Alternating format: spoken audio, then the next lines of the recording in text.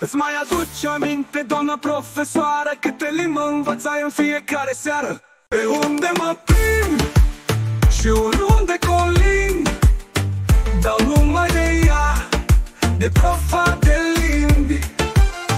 Pe plajă în Olimp sau chiar în Beijing, dau numai de ea, de profa de limbi, de limbi. Era bună profesoara, dar frumoasă ca germana. Se lăsa și de tradusă, mai ceva ca limba rusă. Și vorbea așa în scârbă, de jura în limba sârbă.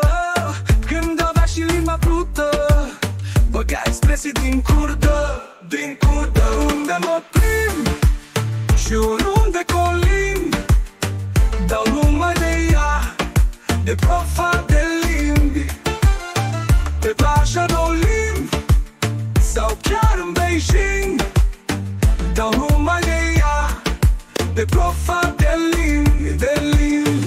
Știu că mă învățai și greacă când te-am lăsat fără ceacă, iar când te luai în freză, învățam limba franceză. Când mă căutai de venă, îmi vorbeai doar în slovenă, îmi vorbeai și în esperanto, că-ți dădeam lecții de canto. Pe unde mă plimb și oriunde colimb, dau numai de ea, de profa de limbi. Pe plajă în Olimp sau chiar în Beijing, dau numai de ea, de profa de limbi, de limbi. Dar de când te-ai pus pe treabă, vorbești numai în arabă. Și când dai de o banană, vorbești numai africană. Dar când pui pe unul gheara, vrei să îl înveți maghiara.